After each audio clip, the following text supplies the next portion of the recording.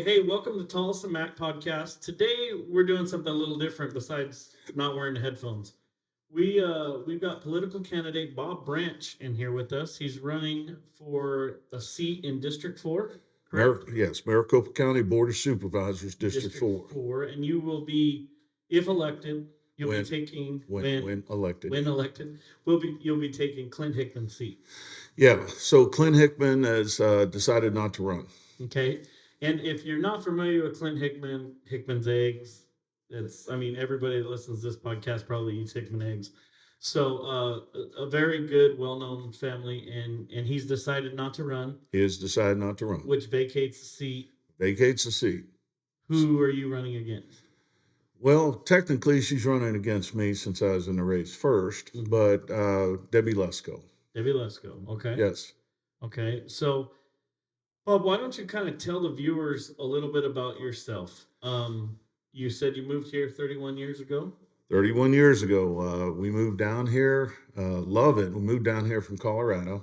And so, first of all, I have taught now at the doctorate level, leadership, business, and technology at universities like Grand Canyon University, Liberty University, some faith-based institutions for over 2 decades. But I'm also your commissioner of Park and Rec for Maricopa County's District 4. So that's like the White Tank up there in Lake Pleasant. And I've been doing that now. I predate actually Clint Hickman because Clint Hickman took over from Max Wilson when Max retired, and I was appointed first time by Max. So that's a citizen advisory board that oversees what's happening at the parks, and they advise the county board of supervisors what to do. So when we took over, that's when Janet Napolitano. Now I don't mean to say the N word there, but Napolitano, she had to stay pretty much bankrupt. I mean, we had to sell our Capitol building, we had to sell a couple executive buildings. Yeah, and we were kind of in disrepair in some of our parks, facing possible park closures and all that. But we worked our way out of it. Back in those days, about 49 cents out of every dollar that was generated, that parks needed to survive, was generated inside the parks. So a huge burden on the taxpayer. But now we've developed that park system, our park system, since we grew it. We bought Hacienda River Preserve up in Wickenburg. We bought 1,100 acres on Vulture Mountain. We're creating the Vulture Mountain Regional Park. Now we're the #1 regional park system in the United States. And about 94 cents out of every dollar that we need to survive is generated within parks. So the average citizen's only 4-cent burden per year for the #1 regional park. So, and that's something I'm proud I've been involved in. But very proud of that, yeah. Well, and plus that qualifies me for county government because I've been working with county government now for 7 terms for the people, especially in my district, which is Clint Hickman's district.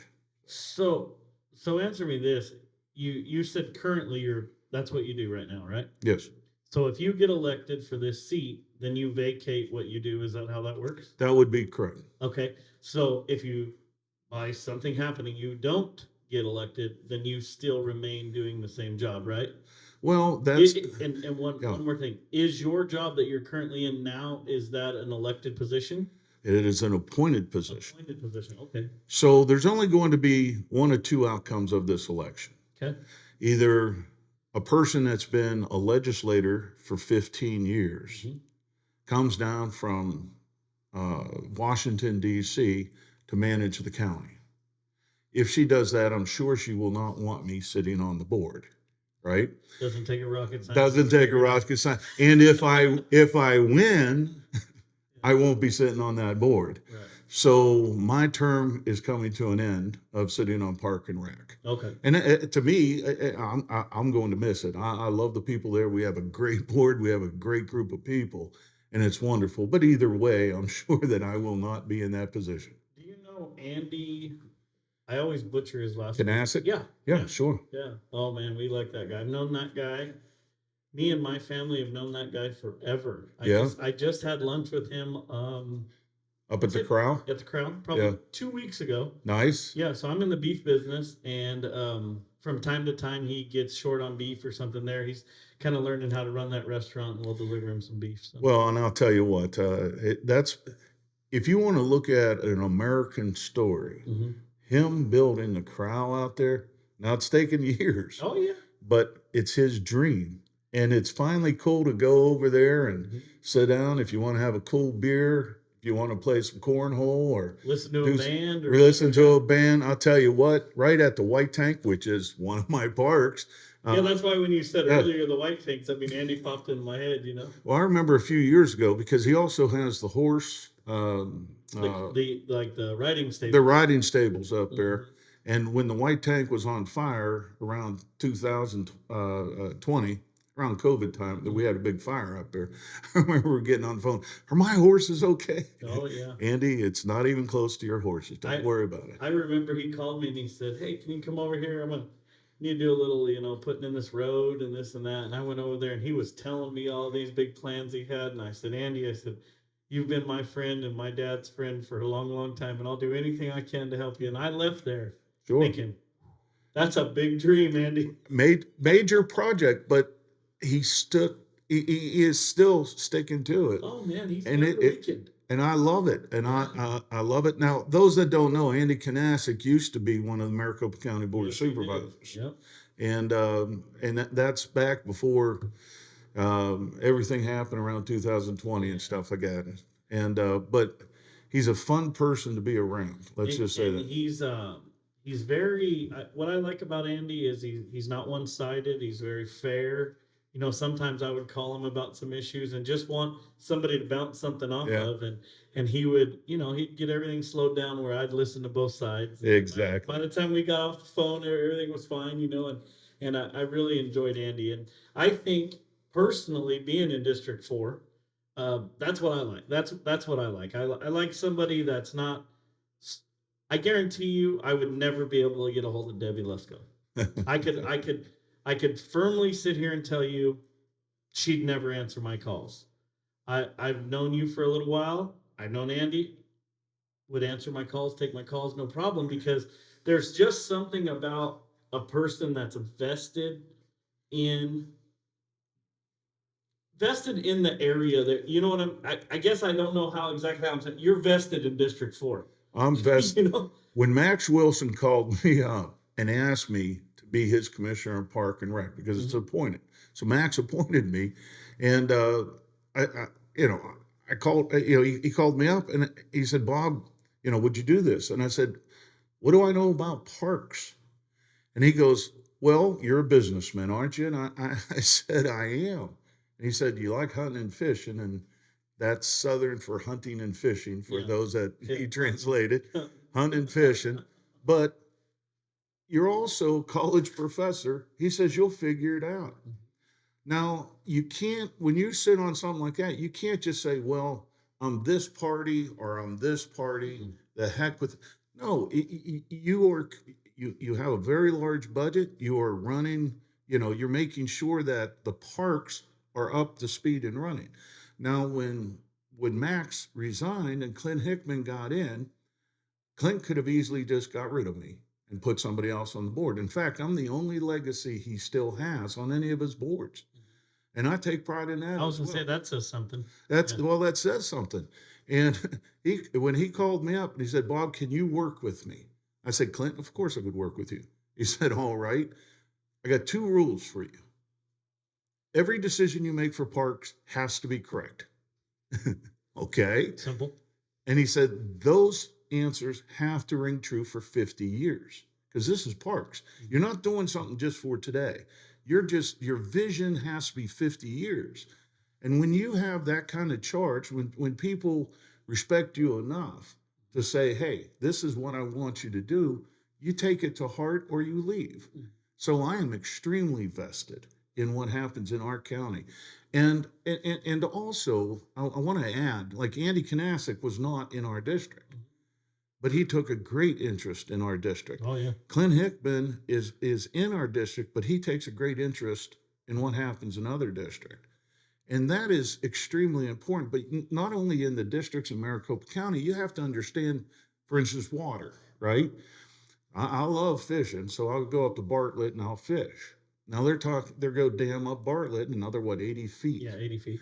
Well, if they just did that overnight with no planning, those people down, and you talked about cattle and stuff, Paloma would dry up Mm-hmm.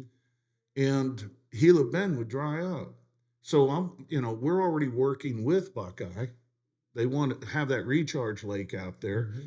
Part of our park hits that. So let's build a recharge lake. Let's get that done. And that way we have more than enough water as they're filling up, if they're doing. But you have to understand the watershed too. If you're going to bring in a U.S. Congresswoman where her only function, she's got 3 functions. Now, okay, let's not bash Debbie. Let's just go with every congressperson. Fundraise, you got to feed the belly of the beast. Mm-hmm. Number 2, vote party line. Number 3, get reelected. So it's like washing your hair, right? Rinse, wash, and repeat. Because if you don't get reelected, you can't fundraise, you can't vote or what. So you just got to keep doing it. She's now earned 2 retirements for doing that. But that has nothing to do with county politics. It has nothing, that's not vested in our county. No, I like that, Brandon. No, and I do agree with that. And, if I've learned anything, watching politics and talking to people and kind of learning is it moves very slowly, right? Yep. It moves a lot slower than the public wants it to move. But, when you say things like, we got to see 50 years down the road, we have to, they're going to raise the dam at Bartlett. We're going to build a water, a lake here in Buckeye, or, what, all these things. That's not something that happens overnight. Nothing that exactly. And I think that whoever takes that seat, hopefully you, is got to be a person with vision, because as we build that way to Buckeye, I'm right in the heart of Buckeye. That my office is right there next to John Deere on Miller Road. I'm in the heart of Buckeye. I see the apartments going up and the houses going up and all of that. We have to have somebody that says, okay, 50 years, where's Miller Road going to be? 50 years. Not next year. We all know where it's going to be next year, and I think that's super important. And I'm trying to make people really understand that. Mm-hmm. That it's one thing to get involved in Washington politics. It's another thing to say, this is our this is our county. Right. This is our area. And you're right, as far, in my opinion, you're right with the vision, because and that means leadership, mm-hmm. right? A leader has to come up with vision and has to inspire other people to complete that vision. And I remember your mayor a long time ago, Jackie Mack, right? He's talking about, at that time, it wasn't even started to be built, a festival up there, mm-hmm. North of the White Tank. Yeah, there'll be 500,000 people up there. It's like everybody looked at him. You've been here too long. Jackie, what are you talking about? Yeah. But it's happening. Oh, yeah. It's happening. And but with our vision, though, like now on the White Tank, we have bighorn sheep back again. We kept that corridor open all the way up to Prescott, and now we have bighorn sheep back at the White Tank. You know where I seen some bighorn sheep at? Gillespie Dam. Is that right? This is no bullshit. I was coming home the other day from Wilcox, and I see these people. They're stopped by the road and they're taking a picture or something. And me and my wife were kind of, what are these people? Got bird watchers out here in the middle of the road. So we go pulling around there kind of slow to get on the bridge, and 2 bighorn sheep just slick as could be, just right there. And I got a friend that works at Game and Fish, and I sent him a picture of it. He goes, "Are those at Gillespie?" Because you could see that bridge in the background.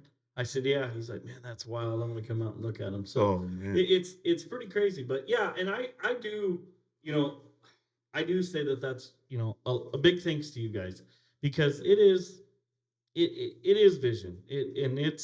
It's hard for a lot of people. And I was the same way. I'm like, I can't understand. Why the hell can't they widen this goddamn road? This road, all these houses, why this road widen? And then you start really, it's really easy to figure out vision. You just sit back and take off the blinders. Well, to widen that road, I got to buy that house, we got to buy that place, and we got to buy, and then we got to spread the road, then we got to build the sidewalk. So, I mean, it is doable, but I think a person with vision is very important.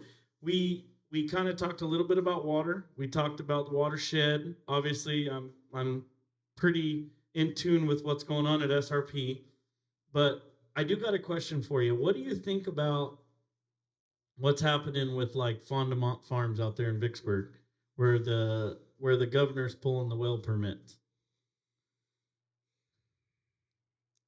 Farmers need water. Mhm. Farmers need water for two reasons. It's your retirement. For sure. This land is worthless without water. Mhm. And I seen all the little kids out there when I came to do this podcast. I And think all the hay barns. and all the hay barns in the back, and that's just kind of important, right?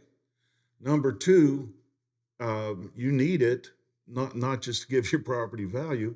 What if you want to farm actually? Yeah. So doing that really hurts, Yep. right? And I don't think that it's a good vision. I think that it's designed, in my opinion, it is an agenda.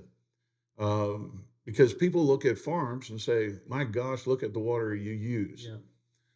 But instead, people and anybody that's vested in this would understand that, the alfalfa you grow goes into the cows that make the milk, that give the milk for your kids' breakfast cereal in the morning, right? Yeah. So is the farmer using that, or is the kid eating that Cheerio in the morning using Right. it?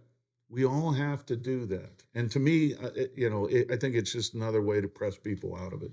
Yeah, and I kind of think, you know, I'm pretty free speech on here. I say whatever I want.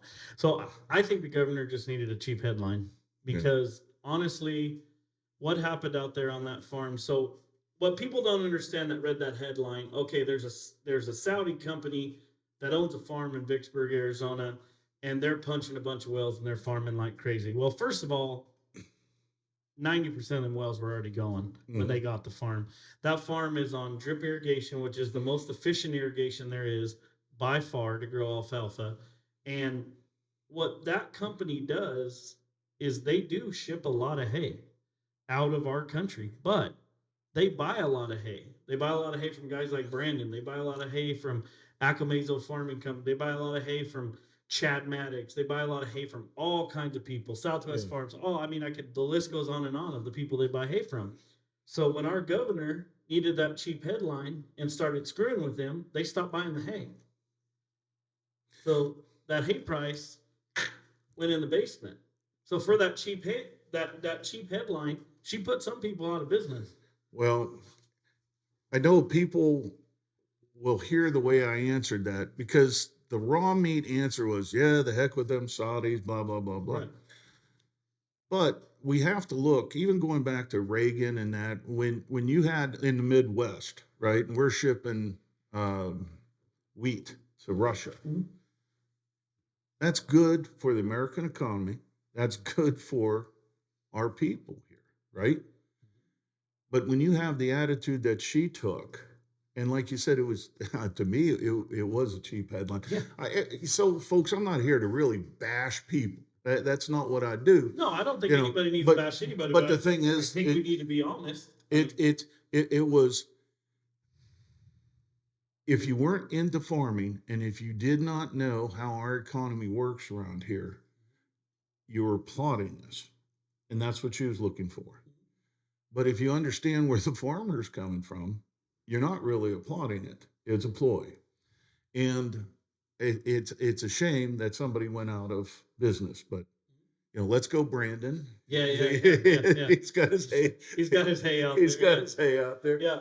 But I mean, I agree. And I just, I think that that's sometimes, what people see in politics. And like I said, a lot of those wells were already punched and that's exactly right. You couldn't be more of an efficient farm than that one. And I just think they kind of got for lack of a better term, a cheap headline out of it. And it hurt some people, and it hurt some farmers. Because like you said, yeah, people will drive by a 1,000-acre farm and go, holy crap, look at all the water that thing uses. But they'll drive by a 10,000 house neighborhood and never think that. Never think about it at all. Never. No. But here's another thing too. Farmer has the right to do with his land or her land, whatever she wants to do with it, as long as, it's farming and that's what it's zoned for. I'm worried about the little ones out there that when I just came in, Mhm. are they going to be into farming in this state, in the next 12 years? Or they're going somewhere else? Because, quite frankly, I love the West Valley. And when a farmer sells his property to build a big box warehouse, so be it. That's his property. He could do that. But I'm concerned about the next generation because your farmland is dwindling, Rapidly. rapidly dwindling. And people don't understand in Arizona that the private land is only what, about 22%, somewhere around there. And farmland off of that was about 7%. 7 or 8, yeah. Yeah, and it's dwindling. And I don't like that.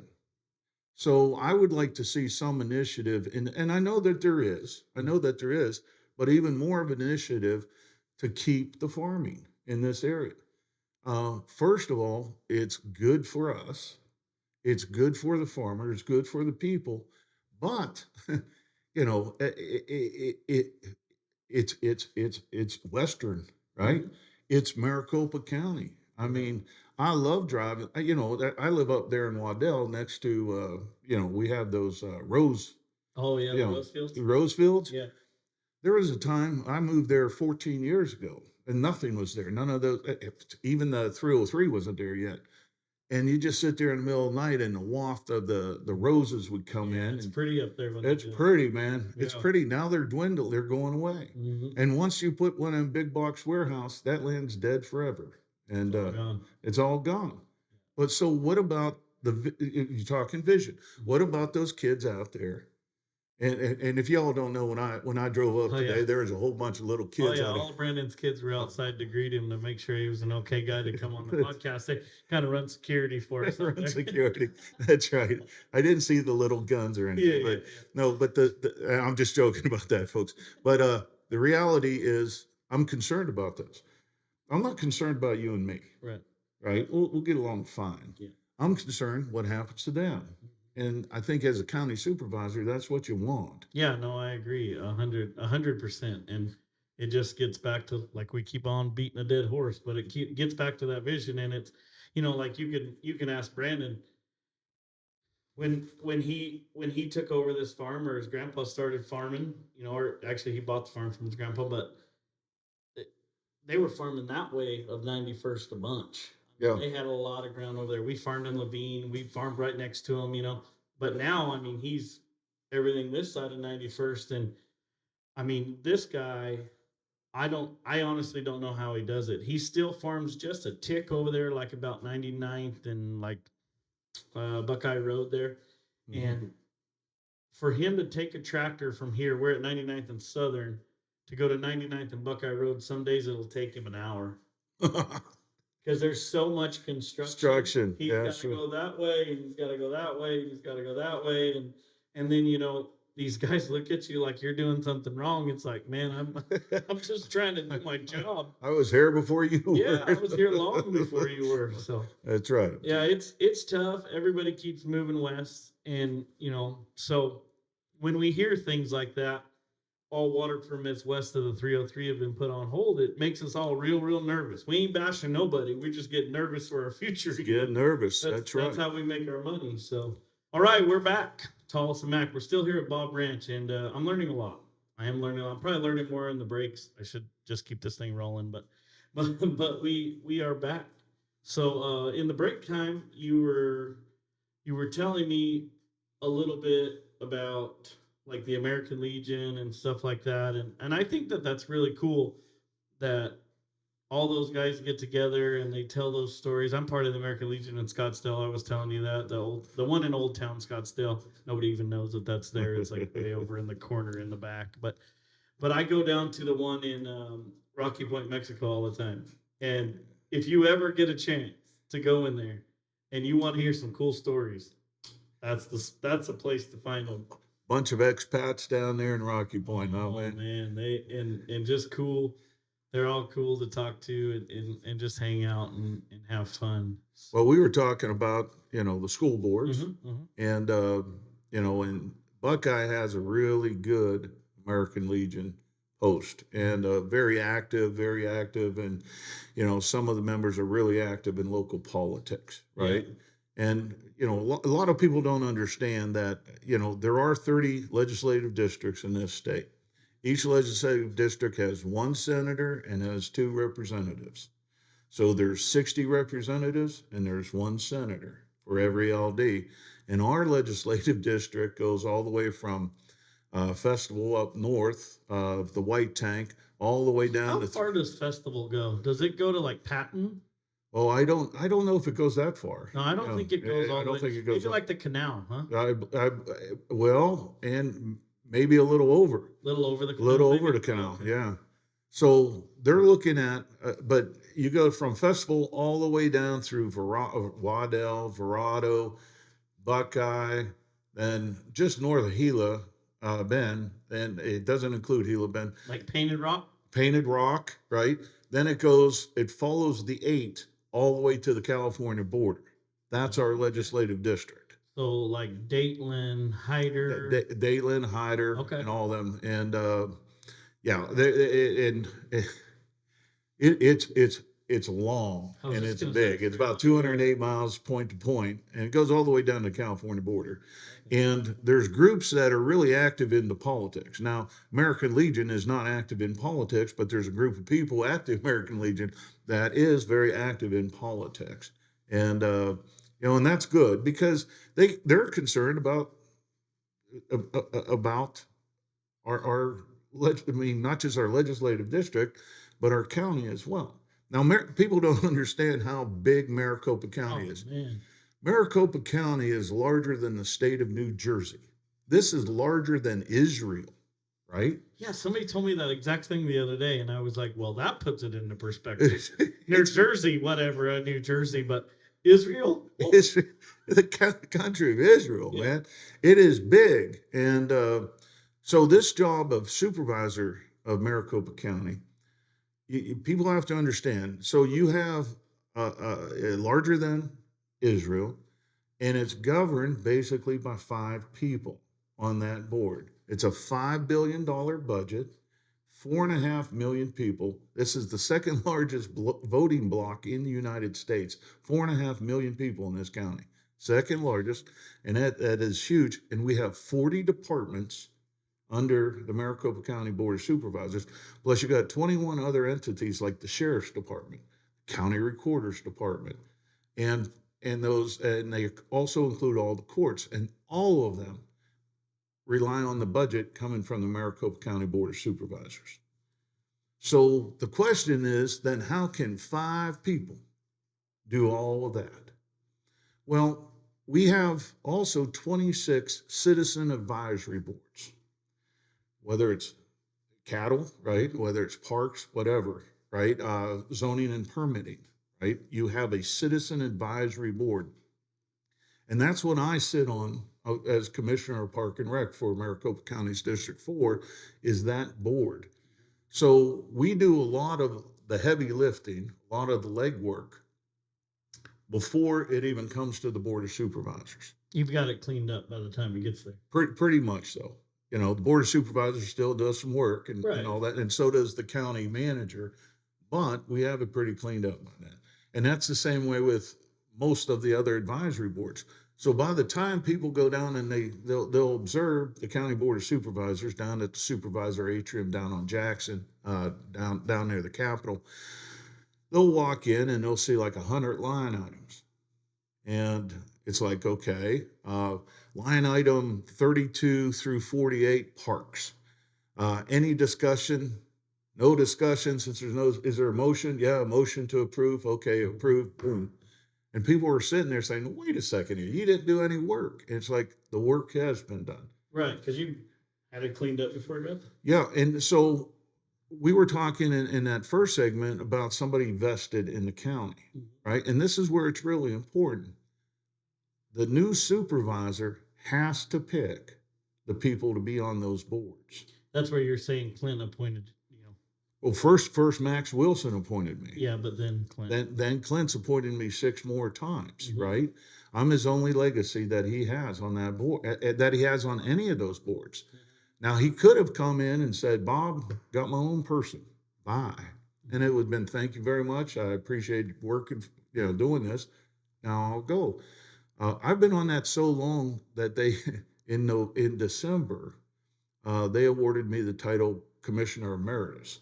So I get to have that title the rest of my life. No matter, Cool. even when I win and I appoint somebody else to my seat, I'll still have that title. So, and I didn't give it to myself, but so it's really important that you have the person that's invested in it, not somebody that comes down and says, okay, what do I do? How should I vote? Oh, there's citizen advisory boards. Who should we put in there? And all of a sudden you have somebody else just picking people for this person that I'm running against. So whether it's, and I advise anybody that when I get elected, there's a link on the supervisor page to apply for any of those citizen advisory positions, because it's really important to get people in there that don't just sit on these boards and think, well, I'm somebody, I'm really great because he appointed me. No, that you got appointed because we want you to work. Correct. Right. And we want you to work for free. That's what we want you. That's what we want you to do. Yeah. And somebody that's going to take it to heart. Mm-hmm. Now, Max Wilson challenged me with that. And I don't think I've ever disappointed Clinton on this board or disappointed any of well, the people here. If I know anything about Clint Hickman, if he appointed you 6 times in a row, you did not disappoint him. Well, and anywhere along that line, if there would have been a change, there would have been a change. In a heartbeat. Yeah. In a heartbeat. Mm-hmm. And you know what? I got to respect the guy for that. Here's what, and I really respect him for this too, is when he first started taking over, he not just puts in the time, but the hard work. Mm-hmm. There's many a times where I get calls on a Sunday. Now, no one works in this state on Sunday. Try not to. Only the guys baling hay at 5 a.m. Let's go, Brandon. Yeah. Bale that hay. But so I get calls from Clint. Tell me about parks. What's happening in parks? Or else, his brother went out to Lake Pleasant at 5 a.m. and no one asked him for his money. It's like, why aren't we collecting money? Get out there and collect money. Right. Yeah. And that's the kind of vesting you need in the county. You have to understand now, what Gertie and Bill Hickman built is just it's an American story, nearly every single egg that's on the shelf. I don't care if it said whatever it says on it, it's a Hickman egg. Mm-hmm. A lot of people say, well, I don't buy Hickman eggs. Well, I only buy the eggs from Bash's. Okay. Exactly. Thank you. That's a Hickman egg. But what, you started with 50 hens, Gertie and Bill. And now look at it. I mean, that's an American dream. Yeah, I'm out there. I'm in Palo Verde there, right by like Gladden's Dairy, and so Hickman's. Mr. Gladden's a good guy, man. He's a good guy. Yeah. So just right over the Hacienda is one of their places, and they have another one a little further out. And I can even remember when they were at Glendale, we used to take hay up there, and I'd pass by their place on Glendale. What was it, like 91st? I think that's exactly right. 91st between Glendale and Northern, yeah, where that school is now. And if you hit that at 2 a.m. at 115-degree weather, hello. Do not go by with the windows down. You can dang sure figure out why the city of Glendale wanted them to move. That's right. They don't want that smell over there while the Cardinals are trying to put on a Super Bowl. Exactly. But I mean, that's the cost of doing business in the egg business. Cost of doing business, man. Yeah. But do you know Jerry Sheridan? I do. Yeah, I really like Jerry Sheridan. Well, Jerry's a good guy. Yeah, good guy. He's got the greatest campaign stuff. Yeah. Oh, there you go. I really like Jerry Sheridan. So what he had, these are mints. Yeah. In shape of sheriff stars. Oh, and it's like Sheridan. So every time I'm with That's him, so I funny. grab Okay, one. just so for the audience, I had no idea he had those in his pocket. I just asked that question because I like Jerry Sheridan, and I think he's going to get elected as a sheriff. And we in rural Arizona need that. We need somebody like you that's vested and got some vision. We need somebody like him that is not scared to be the law. Well, not just not scared. He knows what he's going to do.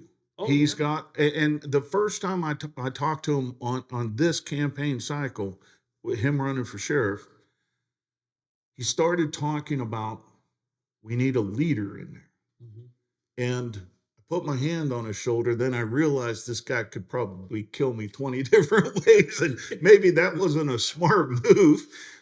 Yeah. But I said, let me stop you. And he's like, well, who the hell are you? Right. And I said, you won me. You started talking about leadership. And folks, here's the reason why I'm talking about this. People did not want to work for Paul Penzone. Mm-mm. He could not recruit people. Mm. People wanted to work for Sheriff Joe Arpaio. Sure. And Sheriff's a good friend of mine, and he's endorsed me in this race. But people wanted to work for him. You look at Pinal County Sheriff Mark Lamb. Mark Lamb. Everybody wants to work for him. Mhm. So as soon as you get through Maricopa County training, people are running down there and working for Mark Lamb. Yeah. You need somebody in that position that can draw people in that want to work for him. Now, Sheriff Joe always gave money back. He gave money back because of unique things he did, like Tent City and that, or bologna sandwiches, right? Penzone always gave money back out of their budgets. I mean, out of their budgets when I say money back, but he did it because he couldn't recruit people. I mean, our right now our jails are severely understaffed. It's almost 50% understaffed. That makes it for dangerous. When Sheridan was the number two man Under sheriff. under Sheriff Joe Arpaio, on average there was about 7 deaths a year. Now each one of those deaths, people are suing the county, right? No matter what happened, there's 47 on average per year. That's how understaffed, undermanaged, and we need a leader in that position. Somebody that is going to, bring back, first of all, bring back the posse. I How was about just that? gonna say that. How about bring back the posse? You want to save money? Let's say that's $40 an hour for a sheriff's deputy. Mhm. You bring back 100,000 volunteer hours, there's $4 million saved right there. And there's personnel that you no longer have to staff. Then you draw more people in because they don't have to do the mundane task of maybe, closing a road because Bob wants to have a prickly pedal race from, Lake Pleasant to Carefree. And so the reason I got to know Jerry is, like I said, I live right next to the Hacienda, and on Friday, Saturday, Sunday nights, I mean, it sounds like Iraq. It's everybody shooting and they're drinking and they're racing, and I'm all for a good time. Like, I love having a good time, but my house is from here to the hay barn and they're shooting, so I got a problem with that. So what I have a bigger problem with is when I call the sheriff's department about it, they tell me, well, sorry, we only have one deputy between the 303, the west side of Tonopah, and Gila Bend, and he's working traffic. That's exactly right. You know? You are so unsafe right now. It's crazy. And so that's why I'm really pushing for somebody like you, somebody like Jerry, that understands the needs of the rural people as much as everybody in town. I'm not taking anything from them, but because we kind of get forgot out there, but we still have to pay taxes. And I think all we need is the posse. I don't need a shoot 'em up guy to down. Just the presence. Some guys, We'll quit it. some good old boy showing up with badges saying, y'all, Stop the shooting. good time is over right now. Come back some other day. Ride your razors, have fun, do that, but stop shooting. And I really think that Jerry Sheridan will help with that. I mean, he was And great as the undersheriff, and we just I'm very very disappointed in Pinzone. I mean, I don't know how I could put that any night. I know we said we weren't going to bash anybody, but that guy, he's no bueno. so in my area, if you look at Bell and Grand, there's a sheriff station, right? Yep. That sheriff station patrols north to Yavapai County, west to La Paz County, down to the 10, and over, like you said, toward. At any point in time, you only have 5 to 6 sheriff's deputies for over 2,000 square miles. And if they're up near La Paz and Yavapai, say a traffic accident, right? And there's 2 or 3 of them up there, and all of a sudden somebody is in trouble down here, a burglar is breaking in with a gun, you're talking an hour, hour and a half until somebody comes down there. Just physically, because they got to drive all that way. Yeah. And that makes us so unsafe. And that's because Paul Pinzone could not recruit. It has nothing to do with what the county board of supervisors gives them for the budget. It has to do with recruiting. Now, what I like about Jerry too is he's the only one that ran the jails. The only one. I mean, he built a jail system, and the way that he did it, and we have to get back to that because we're spending more money in these bloody lawsuits. But what else Jerry understands 100% is that we have these overseers. I don't know if you're familiar with that. About 14 years ago, there was a Menendez case where the federal government came in and they started monitoring our sheriff's department. We have spent. That's what we need, more monitoring from the federal government. Well, but it gets worse because we've spent almost $350 million to have monitors monitoring our sheriff's department and paying out for the Menendez case. And who wants to work if they're under this monitor, right? Jerry understands these monitors. He understands what's going on. Sheriff Joe will call me up and and that's his biggest crawl. It's like, why do we still have these monitors? Mm-hmm. You have 9 monitors. We have a budget of about $40 million a year, and we're not even allowed to know who these people are. They're sealed by the courts, and we don't even know. And so we need somebody that not only can challenge them, but get in compliance so that we get rid of them, and that will free up a ton of money for us as well. Yeah. We'll call the sheriff's department and they'll send a deputy out there. Now, I mean, without exaggeration, there's 250, 300 people underneath the Hacienda Bridge. They send. I didn't know that. Oh yes, they send one deputy, and he says, "How unsafe is that?" He says, "Well, where's the shooting at?" And I mean, this happened. On a stack of Bibles. He says, "Where's the shooting at?" And before he got out of his mouth, somebody popped off a clip from an AK or something. And I said, "Right over there." And he's like, he looks at me and he goes like this, "Holy shit." I'm like, "Yeah, buddy." Yeah, buddy. And I go, and I'm going to tell you right now, as much as I would love for you to stop that, I don't think it's safe for you to go over there. He goes, "I don't think it is either." And he says, "Well, I'm just going to go up on the bridge and yell at him." Oh. I said, "Okay, you do that." So, I mean, you can see why Pinzone can't recruit anybody. I mean, he's sending these guys into firefights where they're 300 against 1. Yeah, and it's just not safe. It's not. It really isn't. I mean, and it's not like you said. I mean, if somebody's breaking into a house and every cop is on the other side of the county, what's that person supposed to do? Yep. It's just it's pretty wild. So I hope that things like that get straightened out. I try to vote the right way. I try to do what I can, but I don't know. All we do. Well, here's where what I'm faced up against. Mm-hmm. So I'm faced up against a seasoned, polished politician, legislator, mm-hmm. right? Who knows? Well, when they run for Congress, if they make you a promise like we're going to fund Obamacare, Or we're going to defund the IRS so they don't come after you with these 80,000. Well, they're not defunded. It didn't happen. But they know they can make the promises because then they can blame the opposition when it doesn't come true. Well, Biden wouldn't do that, or it's that Chuck Schumer over there didn't do it. And they could just promise anything. So she didn't even know. Glenn Hickman got on Politics Unplugged the weekend after he announced he's not running. And he told Dennis Welch, he told Dennis Welch that the day that he announced this, Congresswoman Lesko called him up, said, "What does this job entail? I might want it." So she didn't even know what the job did 2.5, 3 months ago. So I'm sitting here, and now she's making campaign promises.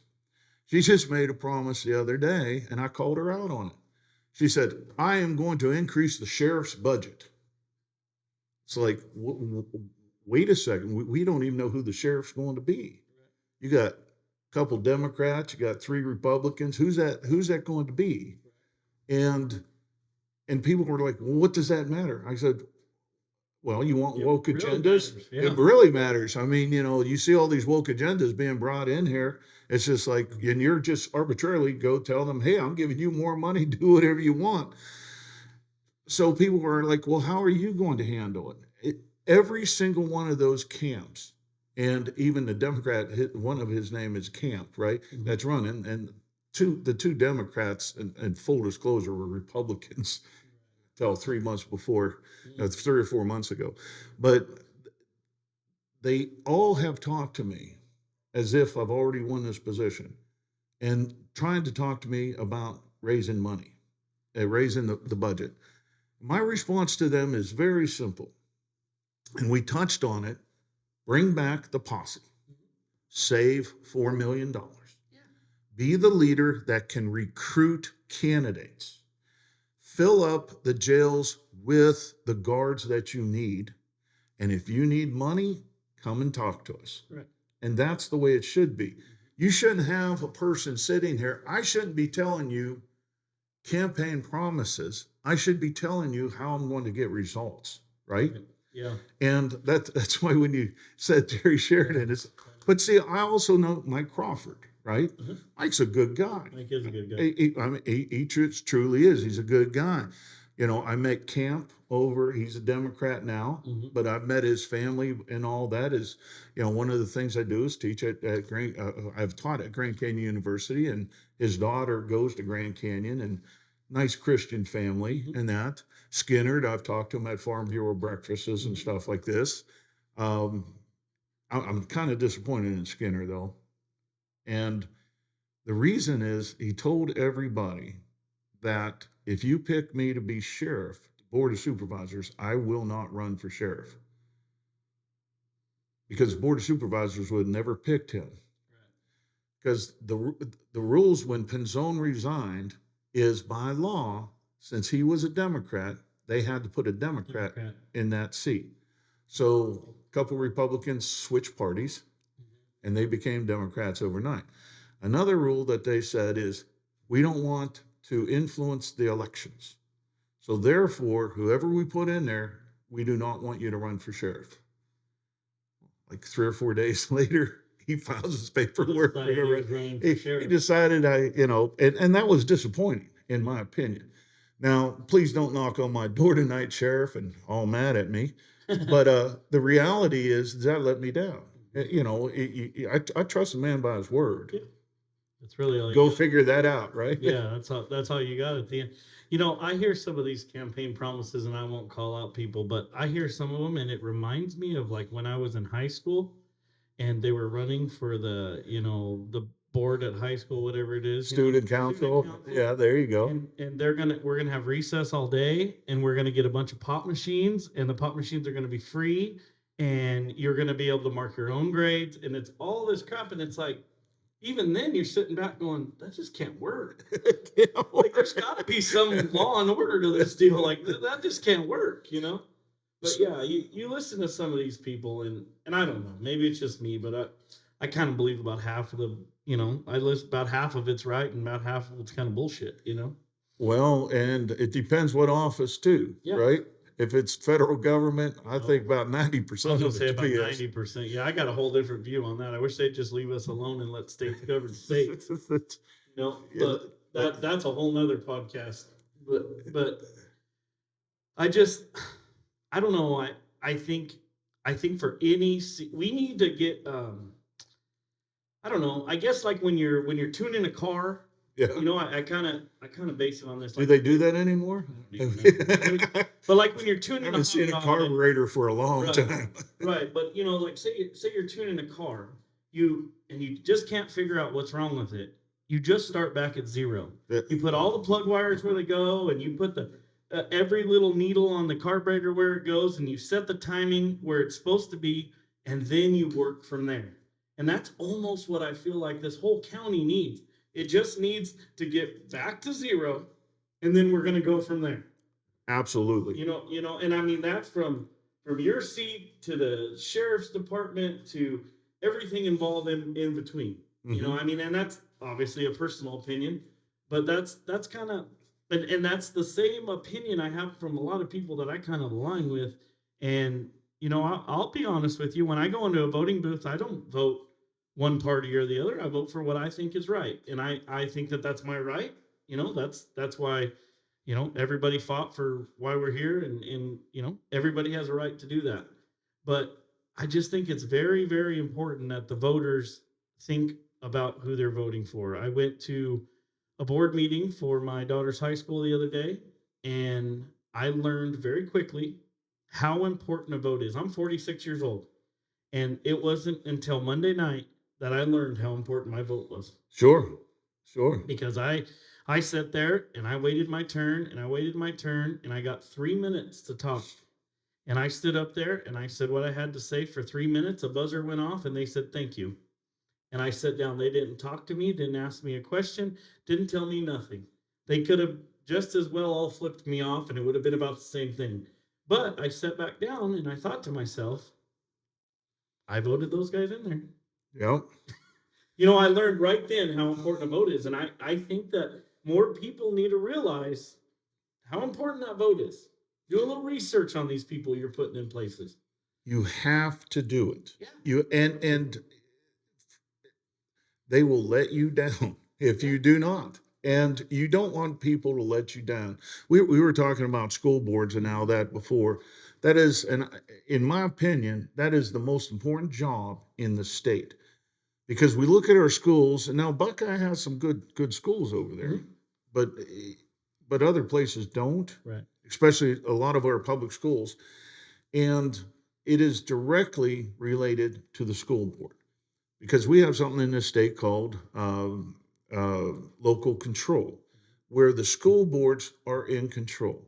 So when the superintendent comes to the school board should not be a rubber stamp for that superintendent. If they want that $900,000 art room, Yeah. you need, and I'm going to be quite frank, you need business people that understand business, and you're a cattleman. You understand business. You understand what it takes. You understand cause and effect. So you have to sit there and you have to say, this is BS. You're not getting it. Or when they say, here, we want to start teaching this.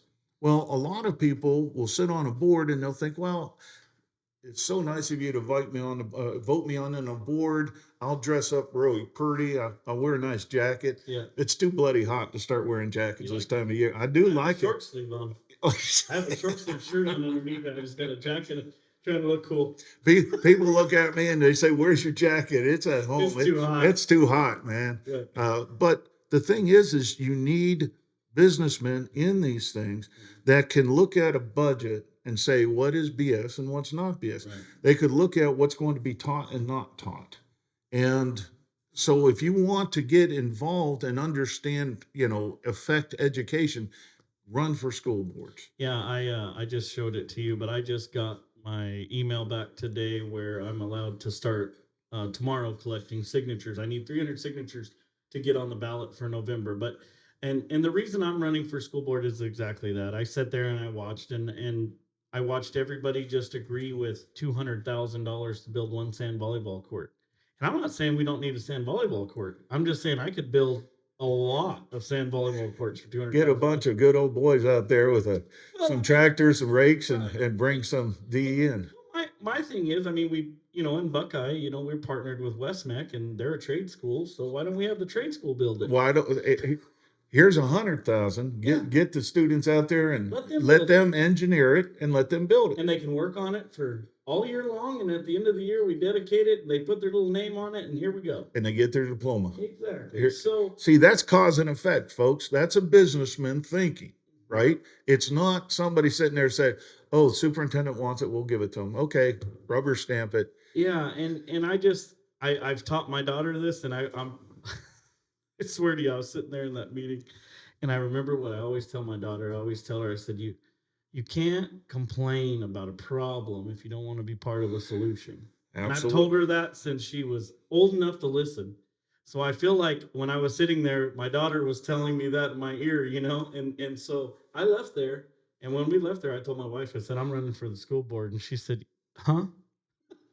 I said, I'm running for the school board, but I appreciate that you saying that, and I agree with you. I mean, it's exactly what I'm saying. We got to get everybody right coming out of high school so they go get jobs in our county, they become successful members of our county, taxpayers of our county, and businessmen of our county, women, I love it. And you can become a role model. You can become somebody that people look up to. Mm-hmm. And say, you know what? He ran that right. That's the way it should be. So the next time we vote somebody in, let's get somebody in just like you. Right. And that's up to you, right? Well, it sounds like to me that's what Clint Hickman was thinking of you 6 times in a row. That says, honestly, just me personally, knowing those guys, that says more to me than anything I could have read on the internet. Any research I could have done on you, any bullshit we did in the parking lot, whatever. The fact that man said, this is my guy 6 times in a row, that right there should make you vote for this guy. Well, I do appreciate it. Yeah. And I don't disagree with you, right, at all. But you are that leader too, right? And there's other people out there that are, right? And you have to take control of the county. We're at a pivotal moment. Do you want a legislator that's worked in the United States Congress?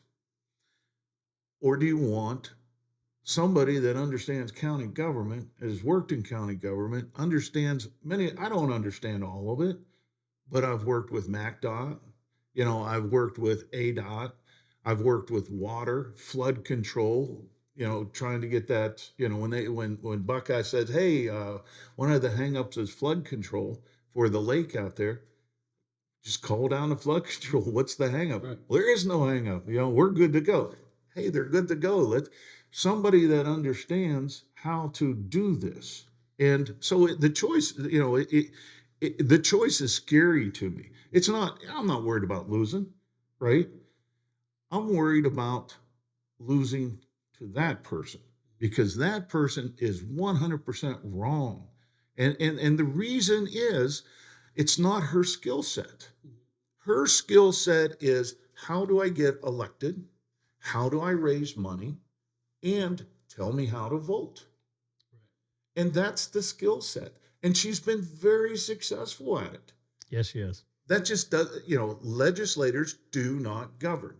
And people, when I say that, they say, well, wait a second, a legislator's part of the government. Yes. There's a difference, right? There's legislating and there's governing, right? 2 different skill sets. Sitting on the board for education and by the way, congratulations for running for this. That's phenomenal. And I already told you whatever help I can get you. Appreciate it. We have a lot of people out there door knocking and stuff. Ann Nelson is running for this district's supervisorial position as well. I'm sure she can help. Whatever you need to do, thank you. Get that going. But we have to look at the skill sets of the individual. I'm worried that if not elected, you're going to have people coming in from Washington because she could raise more money sitting on her phone, get calling special interests, calling up, mega donors and lobbyists than I could ever raise, right? And that's the dismay of my wife because I'm paying for a lot of this myself. But is that what we want running our county? Not me. Maricopa County is a big county, but everywhere I go, it still feels like a small community. Mm-hmm. We trust each other, we look out for each other for the most part. Even when the people are shooting guns in the middle of the night down there, they're not killing each other. They're just they're maybe doing it wrong. Right. Well, it's the same thing with I'm mad at the sheriff's department, but I don't want to send that deputy down there. Exactly.